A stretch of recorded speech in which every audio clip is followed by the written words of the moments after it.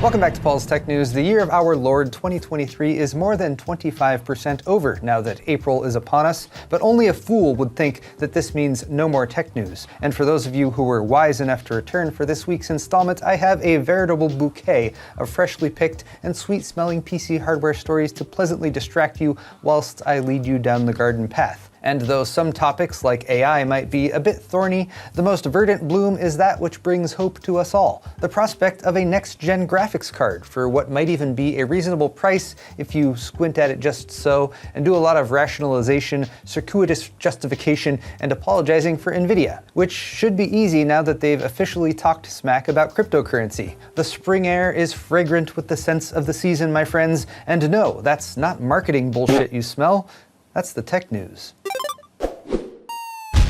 Excellent!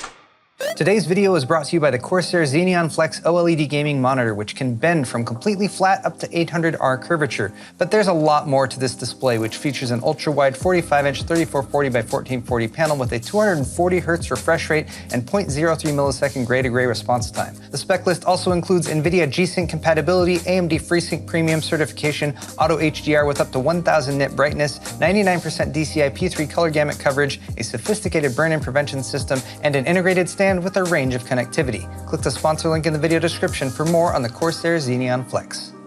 We begin this week with good news. I mean bad news. Nvidia sucks, even though this GPU might be marginally more affordable, so let's all hate on Nvidia while most of us continue to buy their products. No discombobulated rant can truly encompass the general feelings PC gamers have about the graphics card pricing situation in the past couple years, especially when it comes to Nvidia, but it would appear, based on rumors, that Nvidia's next RTX 40 series graphics card, the RTX 4070, will launch on April 13th, for a base price of $600. On the plus side, that's $200 cheaper than the 4070 Ti's asking price of $800, and also less than the previously rumored launch prices in the $700 to $750 range. On the minus side, those comparison dollar amounts and even the lack of availability of mid-range 40 series GPUs in general are tools that Nvidia has been using quite effectively to control demand and anchor graphics cards with an ever higher dollar value tied to them, increasing their perceived value by their target audience so PC gamers can be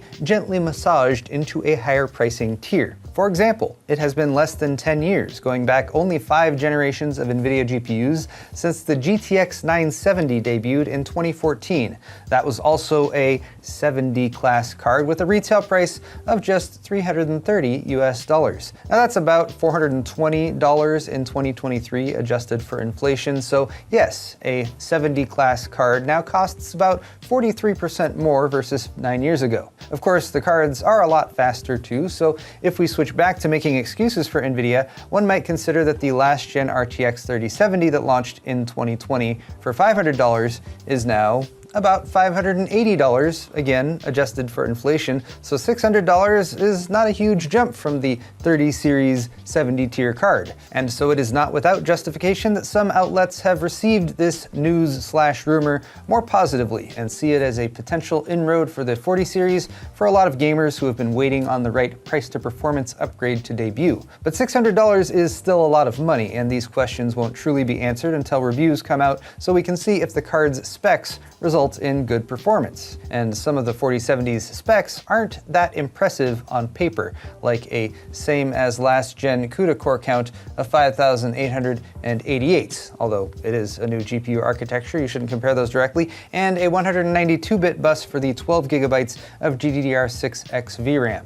A 200 watt TDP means the cards probably won't need ridiculous force lock coolers though, which is good news for in-place upgrades. But if Nvidia really was considering a $700 MSRP for the 4070, perhaps recent market trends pushed them to drop it to $600. Recent retail sales reports have shown a surge in interest for budget AMD Radeon GPUs, which almost universally offer better performance per dollar in terms of raw rasterization performance. And while the GPU crypto mining boom of 2021 and 2022 has ebbed, fallout has continued in a variety of forms, most recently with knockoff or counterfeit GPUs, sometimes using sophisticated techniques to obfuscate their origin or relabel surface-mounted memory chips, obscure AIB brands you've never heard of like 51 Risk, Korn, or Mulsi, have become common on Chinese retail websites and have even popped up on sites like Amazon and Newegg here in the US. How surprising. I've never known Newegg PMs to shy away from a screamin' deal on bulk graphics cards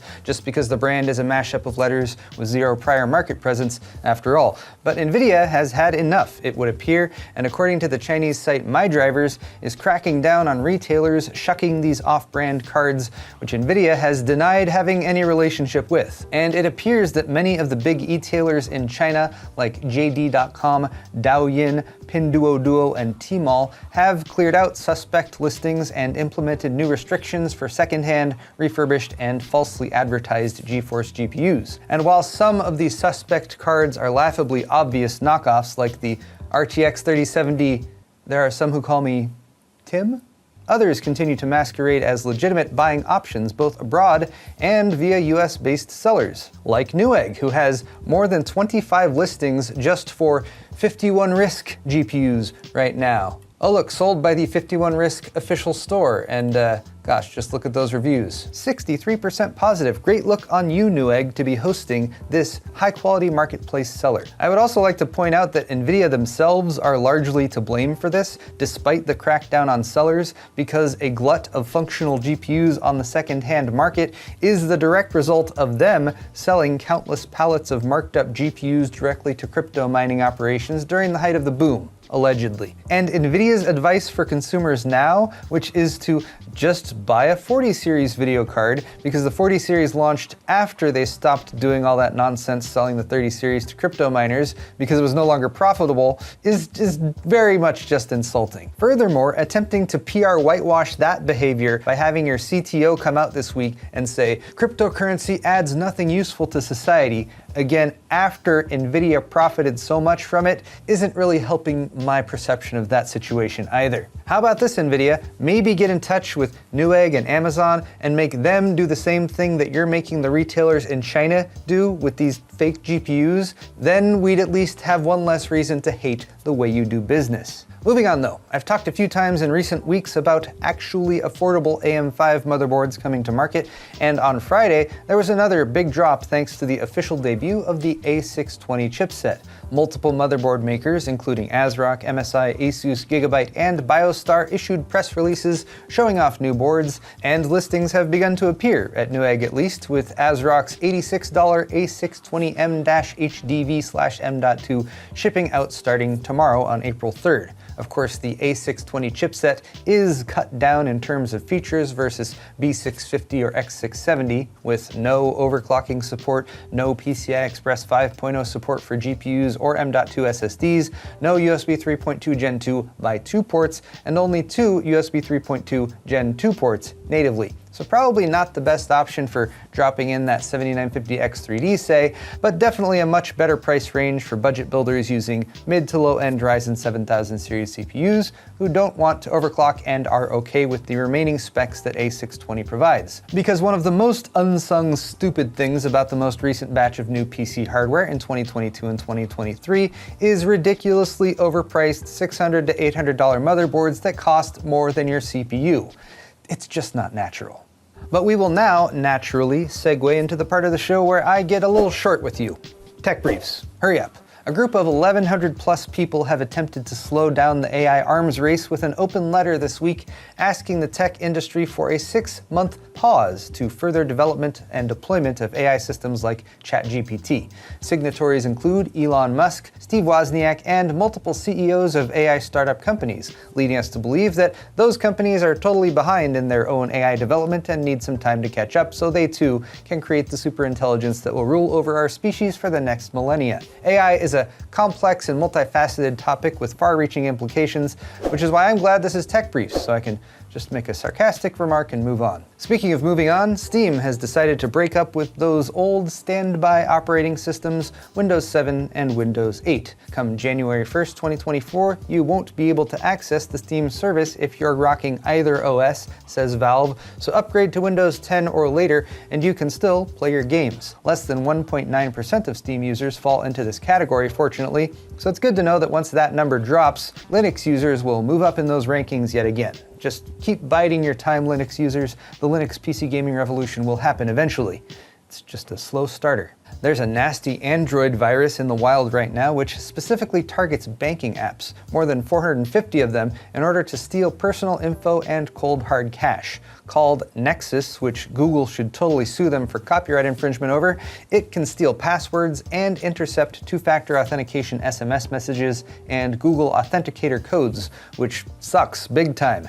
It's also being sold as a service because criminals need versatile business models these days too, and has been distributed via phishing pages disguised as YouTube Vanced download websites. YouTube Vanced is a popular app for watching ad-free YouTube videos, which needs to be sideloaded because it's not available on the Google Play Store because Google doesn't like apps designed to remove ads from Google services, almost as much as consumers don't like apps that remove their personal data from their phones and sends it to hackers. The larger component market saw some Q1 sales results trickle in this week, and it's a mixed bag. Investors are likely disappointed that demand is way down, and manufacturers like Micron are down more than $2.3 billion year over year. They were still able to issue a dividend of 11.5 cents per share though, so it's not all bad news. And while forecasts for 2023 and 2024 are still grim, they anticipate 2025 to see a turnaround as demand bounces back. The flip side to demand dropping is that prices often drop too though, and the relatively smaller group of consumers who are planning to purchase hardware in the near future should at least be able to get a good deal on their memory. DRAM prices dropped 20% in Q1 this year, says TrendForce,